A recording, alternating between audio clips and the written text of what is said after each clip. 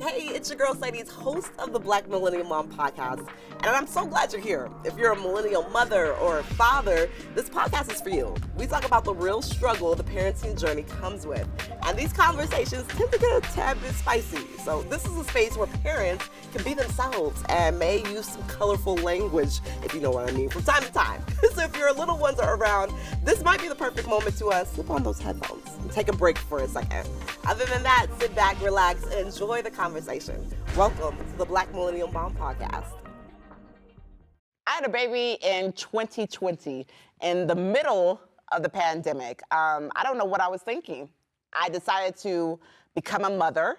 I wanted this since I was like 15 years old. So this journey that I decided to take was something that I felt I already knew what I was doing. But apparently, I knew nothing about what I was doing for my first child. And to add icing on the cake, I decided to do this in the midst of a pandemic. Now, give and take, we did not know that this was gonna happen, but this journey was kind of like crazy bumpy for me. I did not realize how much that it was going to take out of me, physically and mentally. I really challenged myself trying to figure out like, yo, am I making the right decisions?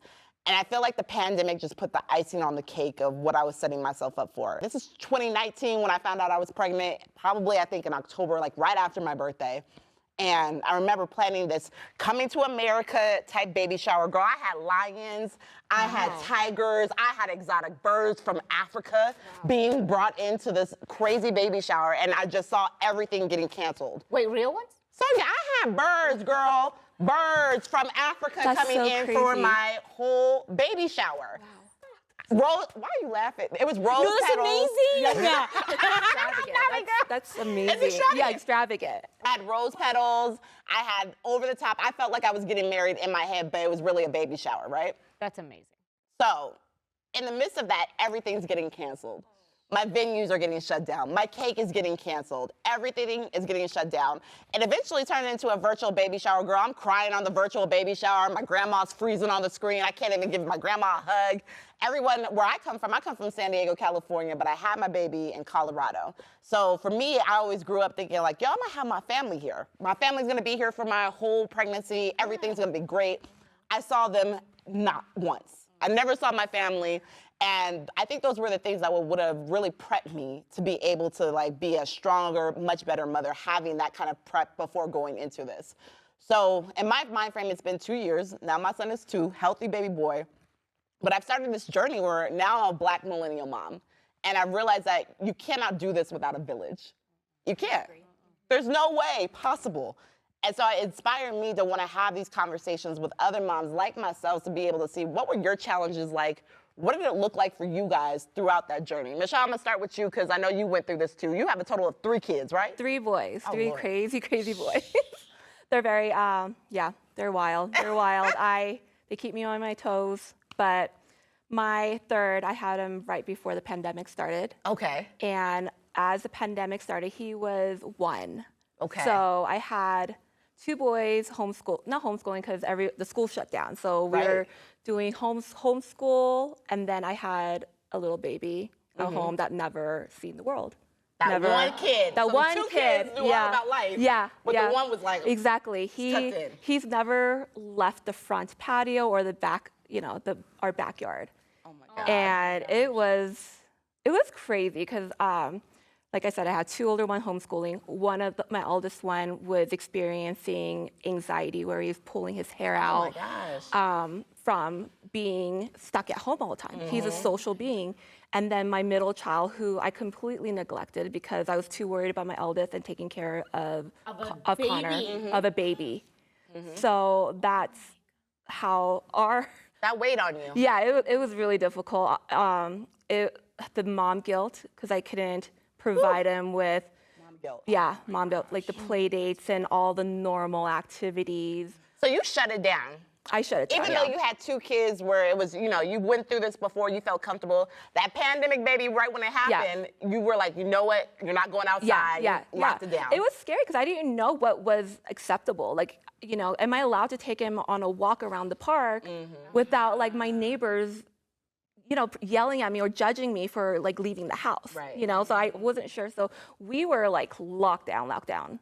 And how did your 2 older kids feel with the, like, how you were treating this one differently, how that situation was? How were the other kids dealing with that? You know, it was, they were jealous, obviously. It was a jealousy because they were getting a lot of mom time. Yeah, a lot of mom time, definitely. And, you know, not only jealousy, they fought a lot too because they're only a year apart. So, you know, they would seek attention from each other since I couldn't be there for them fully because I was too busy taking care of Connor. Yeah. So it was just crazy. And so your youngest is how old? My youngest is 11 months. And then I have a 2.5-year-old. Right. Yeah. And he was born, okay, so this is crazy. He was born right before the pandemic. When I was pregnant, I was, you know, it was pretty normal. I had him, and then so in my culture, I come from a very traditional Mexican family, and I kid you not, I thought everyone did this. What we do right after a woman gives birth, we take 40 days, it's called la cuarentena. And so for 40 days after you give birth, there's very strict rules on what you can do, what you can eat. You can't leave the house. What? So the whole point. So it was quarantine already for you, sis. You was already in quarantine. Oh my God. So I was in quarantine, and I was like, it was really hard because I was having a lot of trouble like breastfeeding. Breastfeeding was so hard for me. Like, so hard, and I felt so guilty, like I couldn't feed my own child, like what kind of mom was I? So I was dealing with so much, and then like my mom, I love her, but she's a very strict, like Mexican mom, and she's like, I was an immigrant here, didn't know English, had 4 kids, and I was not struggling as much as you are. Like, so she put pressure. Get it fucking together. Right, she put pressure. So I had like, I was stuck at home. I couldn't leave for 40 days. I was feeling all this pressure. I feel like I couldn't do it by myself. Like, and then like, I couldn't leave the house. I couldn't, there's so many rules. I couldn't eat certain things. And my son, he had like, a lot of gas. And so it was really hard because like I didn't know how to properly burp him. I didn't know if I like was doing it right. And so he was always spitting up, and my mom would come over and she'd be like, what'd you eat? Yeah, what'd you do? It's what you eat. It's what you ate, isn't it? It's your fault that he's like that. How do you feel now? You know what I mean? No, I love that. And oh my God. So I started feeling, I had postpartum depression. I didn't know it. Yeah. So then after my 40 days were over, I could not wait to run out the door and do something. Oh, you loved it. Girl, 2 weeks later, the fucking pandemic. Are you serious? 2 weeks later. That's when it happened to you. So after I got out of my 40-day quarantine. 40 days. Because the Hispanics don't play. Because we don't play. Yeah. And my mom was, oh, you better believe she was like driving by my house, like, I better see your car outside. Right. You're going nowhere. Because you're going nowhere. Wow. Yeah. Now, do you guys have anything special in your culture or in your background that you guys do for yours? Something similar. Is it similar? Yeah, where we can't eat certain things. We have to only eat one little dish. It's No, like this is before or after you give birth? after we give birth. So Oh, it's really? like I think it was like a 3-month thing. So something really similar Yeah. to you. Yeah. Yeah, I was fascinated by it because I thought every mom did it. Yeah. And I realized, because I was talking to some colleagues, and she's like, what are you doing? She's like, I'm at a park with my kids. You want to join me? Like, I could not wait to put some lobster in my mouth. I had lobster, I had crab, I had everything I could ever want. jealous. I'm a big Jealous. seafood fan, so through my pregnancy, mind you, we're in the pandemic, my boyfriend's being extra about it, like, you can't do this, you can't do that. And then on top of it, the one thing that brings me joy is food, period. Yeah. And so you're telling me I can't have shrimp too? Like, what? Right. So so this is crazy. I've never heard those kinds of stories where it was really locked down already for you guys, right? Oh yeah, and it's because the food is super strict on it too. I was only able to eat like oatmeal or soups or things like that. And so and this is very old rule of the cuarentena, is you're not supposed to shower. For how long? Yeah. Okay, girl, same thing. Oh my God. Yeah, same thing. I told my mom, I was like, that's where I draw the line, Mom. That's where I draw the line. Wait a minute. Yeah, Wait it's very How real. long? It is so real. For me, As it was, long as you can. Yeah, but I took it as soon as my baby came out. I hopped in the shower because I knew when I went home, I couldn't take a shower. Same. So when my parents were there, I'm like, I'm gonna go rinse off real quick, and I'm like, just gave birth. It's serious. Like the women in our families take it extremely serious because they go out of their way to cook for you. So the whole 40 days, they cook for you because they know what you have to eat. And y'all both had parents in town. Yes. Correct. Yeah. See, now I was the only one, I guess, out of this group right now that did not have any family in the States. So they flew in my family flew in probably 3 days, a day after. Right when I got out of the hospital, they were already at my house. Now, mind you, in my pregnancy, I suffered from a 3rd-degree tear. So realizing, again, millennial mom, I don't know what that means, but I'm out here. I'm outside, though. So I decided, my sister's like, yo, you want to go to Target, get some quick things? I go to Target with her. I'm walking around. Girl, I fall out in the middle of Target, by the way, because I'm in that much pain. And now you're off the meds from the hospital. Oh, so yeah. when you're in the hospital, you're on some great medication. I don't know what they had in my blood, but it was amazing. My doctor was like, you look great. I was like, I know, right? Everything's great. So, I feel great. Right, and that's how I felt. And then as soon as I got home, things just went down. So not only trying to recover from a 3rd-degree tear, now I'm also, trying to be a mom on top of it and staying up all night. I can't even walk. You get what I'm saying? But you guys are really blessed to be able to have that. And I guess that kind of makes me ask, like, what was your support system like when y'all had these babies? And the pandemic right before, what did that look like for y'all? So my story is really similar to yours. My parents were both immigrant Korean parents that came here.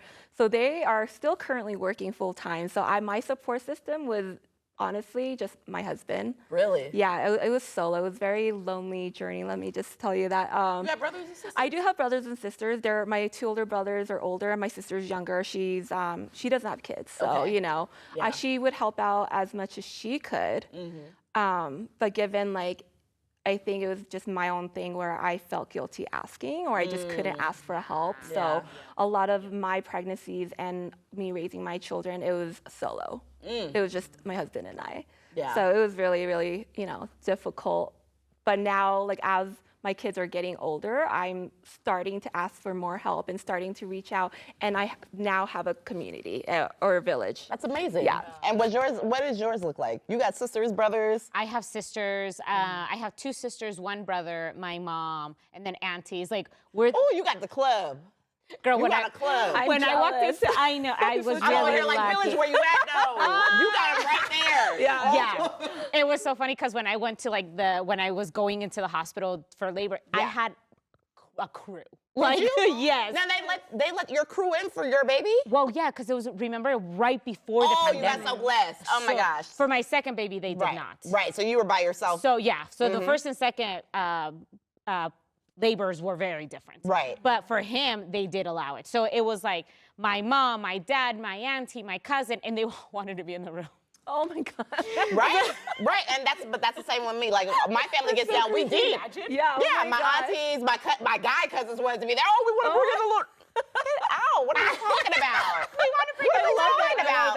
My guy cousins wanted to be there. I'm like, you are not coming into my pregnancy room. Like, no. What in the world? Yeah, no. So I have my mom. Yeah. I have my sister. Yeah. Aunties. My husband is great. He's really, really good. And it's interesting because his grandma. So his grandma came over from California to help us too with my second pregnancy.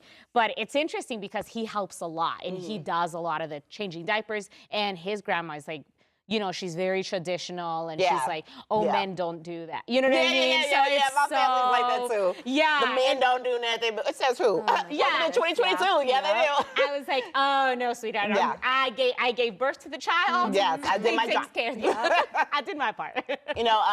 It's cool to see that both of you guys have this village and have the support team.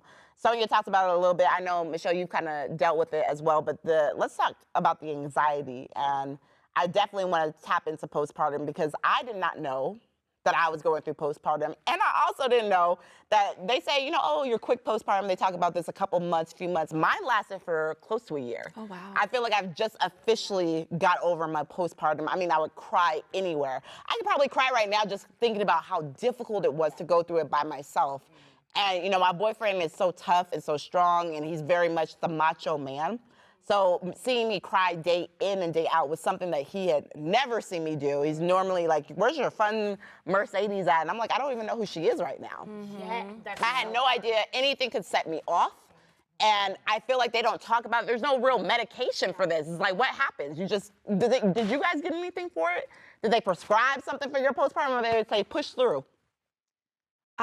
I honestly, when I was going through it, I didn't even know I had it. I just thought it was just like a hormonal imbalance kind of thing where your body is just trying to get back to normal and kind of thing. But I was actually really depressed and had a lot of anxiety for, I want to say, almost 2-3 years. Yeah. After I gave birth. So it's not uncommon for it to go that long, but they don't talk about it. They never talk. I never knew. Like, how did you know? How did you know you had it? I knew after the fact. After I came out of it, I'm like, I kind of like put everything together. I went to therapy, and I'm like, oh my gosh, this is what it was. You know what I mean? And when I went to my checkups and stuff, you know, you fill out that questionnaire. Yeah, that questionnaire. Are you crazy? Right. Are you Get me psycho? started on that Have you questionnaire. pulled a knife on your man? Yeah, like, girl, yes. Yeah, you know, It's like so out of touch. It that is. It is. It doesn't even help at all. It makes you feel doesn't. crazy. It really doesn't. Yeah. It makes you feel crazy. Yeah. So, you know, they didn't catch it. So They you're didn't saying know. that 2 years, maybe 3 years after is when it clicked for you that you had it. I had it. I was literally, my husband traveled a lot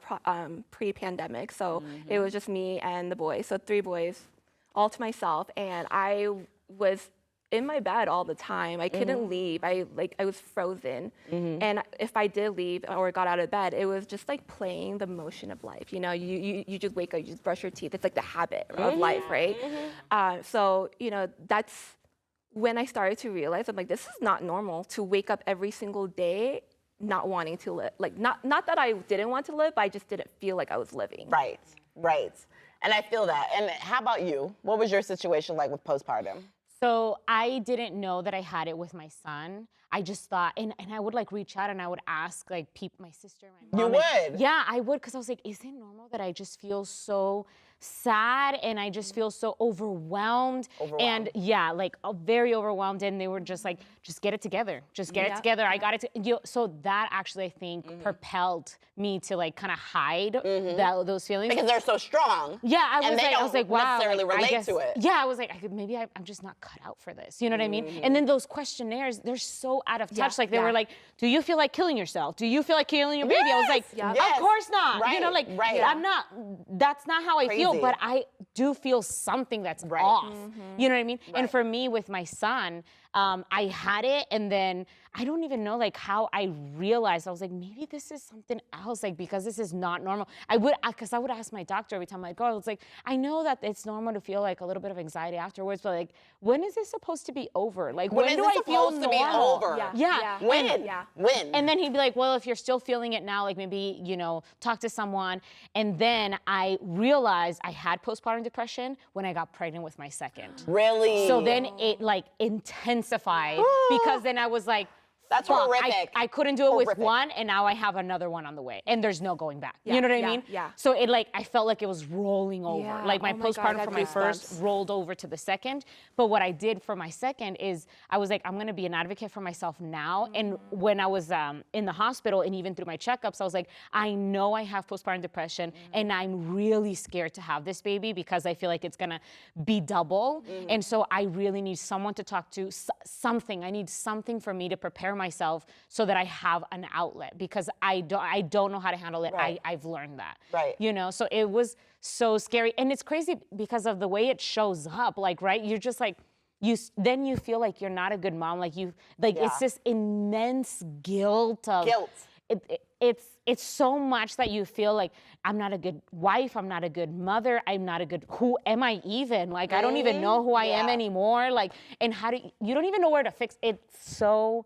It's so much, and it's so overwhelming. And like, here's another thing that I feel like is not really talked about is husbands. Like my husband, he would watch me and he would try to help and stuff, but he's like, I really don't know how to be here for you. I remember my boyfriend looking at me like, you losing it.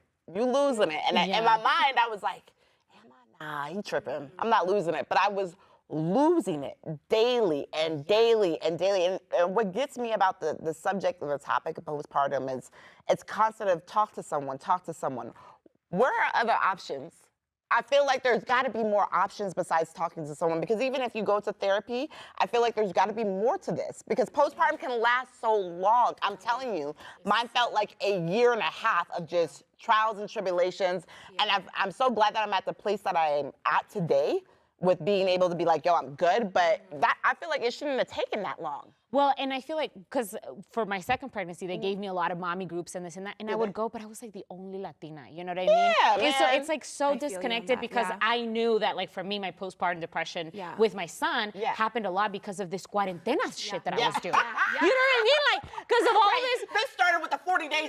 You don't understand. Because it was so funny. They'd be like, just go outside. And I was like, you don't understand. No. You don't have the Mexican mom checking up on you. Right. Here, I would not even, I'm actually, a part of me is glad that my family wasn't there because I know my mom is one of 7. Oh, wow. And so all my aunts, all my uncles would have been coming through. It would have been a whole mess. So I'm actually kind of glad that possibly that other side of it, like being able to do the journey by myself was by myself with that, you know? Yeah. When we talk about villages and the support teams, you know, having that background and people around is a beautiful thing. But I feel like my biggest challenge that I've faced in the last 2 years is patience with my child. Oh, I have patience tattooed on my wrist, and I got this way beforehand because I never had it, right? So I was like, oh, this is a good reminder, just, you know, have some patience. And so I realize every day that has to be like the top struggle for me is having patience. And I look back at our grandmothers, you know what I'm saying? Our great-grandmothers and things of that nature. They all had it to me. And I just don't have that gift yet. And I feel like as a mom, it's something that you instantly get built with. But I'm still struggling with it daily. Like, do you have something that you feel in your mind is like, oh my God, this is the one thing that I struggle with parenting that's not clicking for me yet? I think for me, it's like consistency with my kids. Like because I struggle with anxiety, I could be one or the other, right? Like sometimes I get really fearful, so I can't leave the house. So, you know, sometimes I just like stay closed in with my kids. And my kids they experience and see that whole roller coaster of a ride with my emotions and me struggling mentally. So that's like my thing. Like I wish I could be more consistent with my mental health, treating my kids in a consistently loving way and supporting them. Yeah. I love that. Yeah, so I don't have that right now, and I definitely do not. But you know, I love the fact that you're being so honest about it because you know, everybody wants to present themselves. I'm the best mom. I'm mom of the year. Like moms struggle too. Yes. There's one-offs that we're not perfect at, but we're also still growing. You know what I'm saying? What's yours?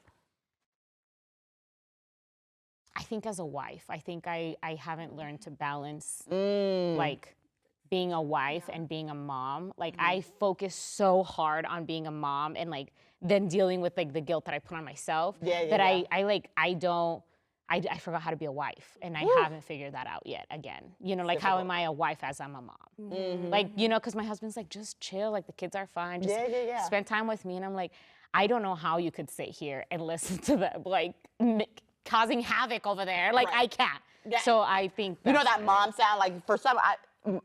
First of all, I don't know how dads do this, where they could have like it could be chaos, girl. My kids throwing and they're so chill.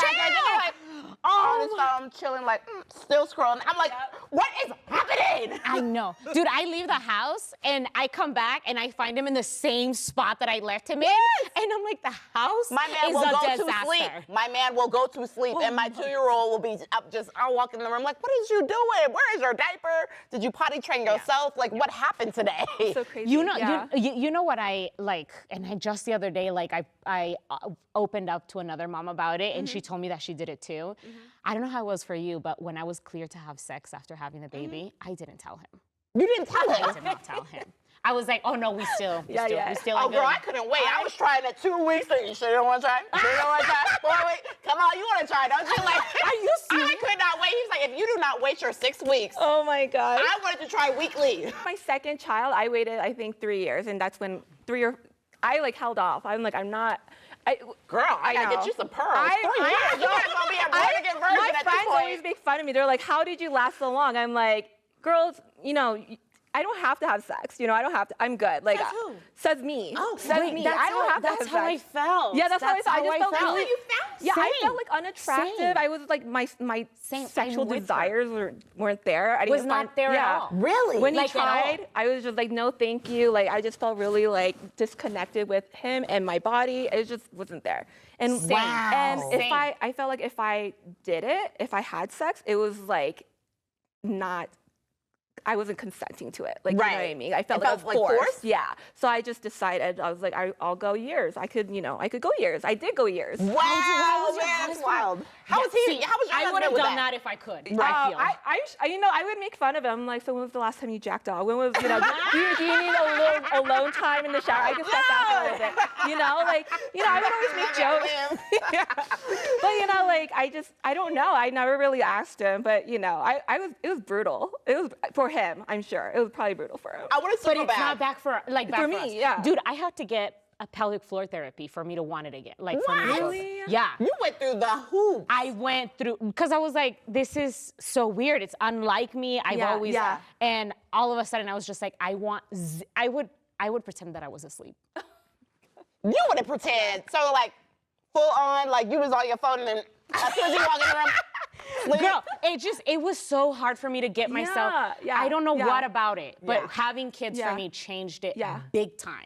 And I legit, went to therapy. I got pelvic floor therapy. You really worked for this to get it back. I worked for me to get it back. It's deep. I want to circle back really quick because this is a question that I want to touch on, especially with y'all because you two both are wives, honey. Wives. How have the men been during your pregnancies and after your pregnancies? How have they been on your journey? And I want to talk from someone who's not married but in a relationship, what that looks like, because this is a journey in a whole different aspect of itself. But for a wives, look, how was it? Did it change your relationship once you got pregnant and had these babies? Big time. Yeah, 100%. Yeah. Good or Almost bad? 360. Like, good and bad. Good and bad. Like, when before kids, your husband is the love of your life. After kids, you're like, who? Husband who? Like, my love for him, I love him, but like if he, went for work for a month, I'll be okay, I'll be okay. Yeah, it's not like I'm getting any anyway, so I'm good. Like, don't matter. She's like, I've been good for a while. I'm good. Change my game. Yeah, but I think the most difficult part is like no one talks about how drastically your relationship changes after a baby comes. Like, don't it though? Woo! Yeah, Lord. my husband and I are like up and down every day. Yeah. Every day, every single day. I don't think, and we've been married for 11 years, and this morning I even got in an argument with him before I left. Yeah. Because of my kids, Right, because that's how it goes. Yeah, that's how it goes. And that's just like the norm. I don't know if actually, is it the norm? We don't know. That's the thing. Is it norm? So that's the thing for me. It also changed so much that when I was in therapy for my postpartum depression, I would share things with her. She's like, you should try couples therapy. And she's like, you know, believe it or not. She's like, she's like, believe it or not, you can learn ways to communicate with each other to where you never argue. She's like, I know it sounds almost like a fantasy. Never She's like, argue. I was like, well, that sounds like you don't know my man. Yeah.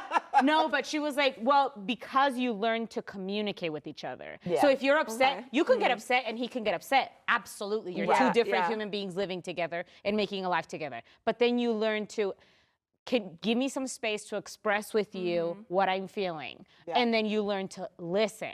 Because, I also lost that skill when I became a mom. Hello. You know what I mean? Hello. But same. Yeah, like for me, my husband is really supportive. He's really sweet. Like he helps me a lot with the house and with what was the difference before to now? Us. How you guys vibed and clicked? We still vibe. We still vibe and click, but like we were adventurous. We were fun. We just had the high sex of life. Yeah. You know what I mean? Like man, it was a thrill. Yeah. It was a thrill, right?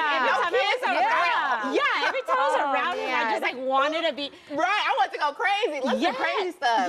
Yes. Now I'm like, I can't jump off roofs and do crazy stuff. Yeah. That's how I feel. Like, And in a way, I was like, I feel like I lost a big part of myself and a big part of what I loved about us. But then, like, through therapy, we learned of, like, don't see it as a negative, but see it as a now you get to build something together. You know what I mean? I love so, that. yes, I love that, too. So, and we needed that. Like, for us, we needed someone else to tell us that and someone else to teach us, like, now you get to build. And now together, you decide, like, what did you love about your family and what have you always dreamed about your family? You can practice that now with your children. And so now we have that relationship where we're, like, building together. Right. You know what I mean? Right. My boyfriend and I started off as a thrill. What you talk about that, we traveling, we out here, we doing this and we doing that. Now that we have, he has an 11-year-old son. And now that we have our youngest son, this has all gone all the way down. And of course, it's a 3-year pandemic. It feels like 15 years in my mind. But I mean, the traveling and all of those extra things have kind of slowed down. But what I love about us is that we've taken this time, like, yes, has it caused more friction being in the house with each other, dealing with a young 2-year-old and an 11-year-old? Absolutely. But we've also grown up and realize that, okay, just because before we were living our best lives doesn't mean we can't live our best lives, and let's plan for the future. So it's kind of brought us together where now it's not so much of a love less thing, it's more of like, yo, we're building futures. This is what we want in 5 years. We want to own properties. We want to get more real estate. We're trying to build and build and build, and it's so dope to start coming from let's go to Vegas to, hey, let's own 3 houses in the next year, you know? Those are the levels that you start changing when you have kids, and I just, you know, I really feel like the husbands, the boyfriends, they play a huge part in your life goals in dealing with these kids, you know? Definitely. Huge. If there was one thing that you could change from what you did during your pregnancy versus now, what would that be? If there's one thing you could go back and change, what would that be? Probably not be as strict, you know? Like, I feel like when you're pregnant, there's like all these do nots. Like, you can't eat raw fish, right? Eat sushi, or you can't do this, you can't do that, blah, blah, blah. I would, you know, say F it and do whatever you want to do. As long as the enjoy. enjoy your pregnancy, you know, live on the wild side as long as you're on, you know, you're on the safe wild side, you know. Not compare yourself with other pregnancies or other mothers. So, Speak on it. Don't compare. I love that. What would be your one thing that you would have changed? I think similar, like to chill. I put so much stress on myself. And I remember I did have one doctor that was like, I was like, what do I need to prepare? Like, what do I need to have at home? Like, I need to have the nursing room. I need to have all this stuff, you know? And she's like, a baby only needs a loving mother. That's so all true. the baby needs. She's like, mommy, if you are relaxed, you'll be able to get the breastfeeding thing done, and that's the baby's food. And all the baby needs is, you know, skin on skin, a relaxed mom, and I was just so caught up on like, I need to have this and I need to have that. You know what I mean? Like, just I stressed myself out way too much. I think for me it would have been appreciate the journey. Oh, that's a really good one. I think I was so caught up I love that. and being in a pandemic and being stressed out about having to cancel my coming to America baby shower. I was so in the middle of doing so many things that I really did appreciate the journey, and sad that I couldn't see family. If I could go back and do it again, girl, you would see a whole TikTok reel every other day of me just holding my baby and taking all those really special moments of my life, because I don't know if I'll ever have that moment again, you know? So appreciating the journey is like so deep to me. You know, this is my introduction podcast, and it was really important to me to have women of like mind like you guys to kind of come in and talk about your diversity, and talk about your struggle and your journey with it. So I just can't tell you guys enough how much I thank you. And I appreciate you both for joining my journey. Thank you. Millennial Moms. I appreciate you for taking the time to listen to this episode of the Black Millennial Mom podcast. And you know, the conversation doesn't have to end here. Reach out on any of your favorite social media platforms by searching for @YourGirlSadies. You can find the Black Millennial Mom podcast on all streaming platforms, Apple Podcasts, Google Play, and Spotify. And be sure to let us know what you think by leaving us a comment below.